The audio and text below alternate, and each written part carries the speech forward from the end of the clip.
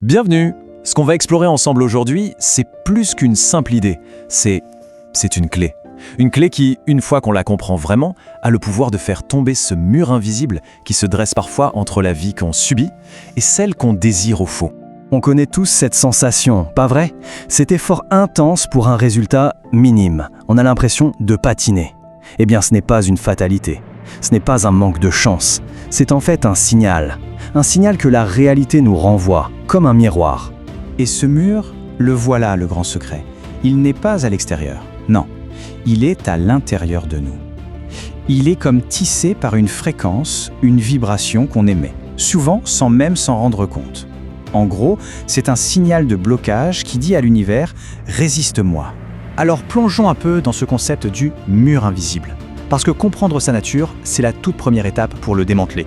Ce n'est pas un obstacle qu'on nous met sur la route, c'est juste le reflet de notre propre fréquence. On a tous entendu cette phrase d'Einstein. L'énergie ne meurt jamais, elle se transforme. Mais il faut vraiment laisser cette idée infuser. On n'est pas un corps qui a de l'énergie, on est énergie. Un signal électrique puissant qui anime cette formidable machine biologique. Et le grand secret, c'est que notre attention, c'est la monnaie qui dirige cette énergie. Bon, d'accord. Mais alors, comment on fait pour protéger cette énergie? Parce que soyons clairs, le monde moderne est un peu conçu pour la siphonner, pour la fragmenter. Mais il y a une faille dans le système. Tenez-vous bien, voici un fait assez fou sur nos émotions. La science a montré qu'une émotion, d'un point de vue purement chimique, ne dure que 90 secondes dans notre corps. 1 minute et demie, c'est tout. Si elle dure plus longtemps, c'est parce qu'on choisit, souvent inconsciemment, de la réalimenter en se repassant le film en boucle dans notre tête. Alors voilà le protocole pour boucher ces fuites d'énergie. La prochaine fois qu'une émotion forte monte, au lieu de la nourrir avec des pensées, on devient une sorte de scientifique de soi-même. On se demande, tiens, ça se contracte où, là? Dans la poitrine? Dans le ventre? Et on respire doucement dans cet endroit, sans juger, juste observer. Et en faisant ça, on empêche l'énergie de s'échapper. On la garde pour nous.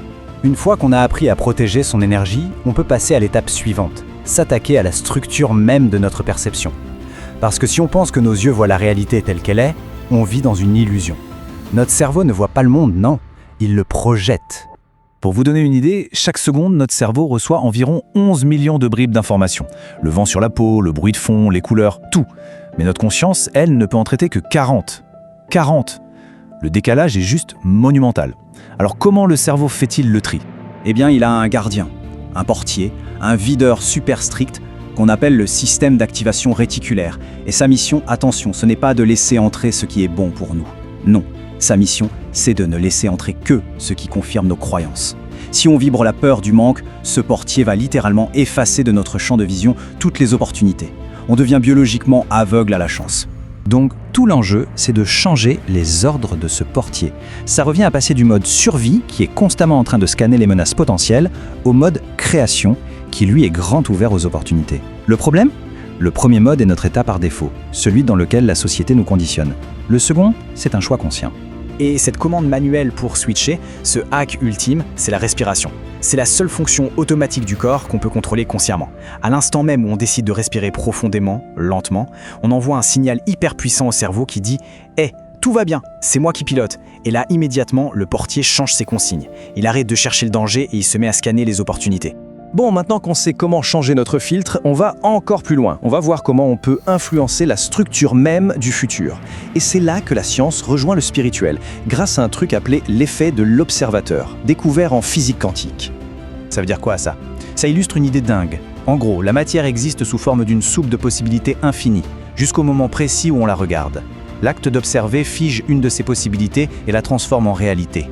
Donc on ne prédit pas le futur, on le choisit, on l'effondre par notre attention et nos attentes. En s'attendant au pire, on utilise ce pouvoir incroyable pour matérialiser la version négative du futur. Comprendre ça, ça nous fait passer du statut de victime à celui de créateur. Et ça a des applications très concrètes, surtout dans nos relations. Notre cœur génère un champ électromagnétique qu'on peut mesurer. Quand on entre dans une pièce, nos champs se rencontrent. La plupart du temps, on se laisse emporter par l'énergie la plus chaotique, la plus stressée. Mais la vraie maîtrise, c'est d'être l'encre de fréquence. Et voici comment concrètement devenir ce point stable. Avant une négo ou une discussion un peu tendue, on active sa cohérence cardiaque. On inspire sur 4, on expire sur 6. On visualise son champ d'énergie calme remplir tout l'espace. Et quand l'autre personne arrive avec son stress, son chaos, on ne réagit pas. On reste dans son propre rythme.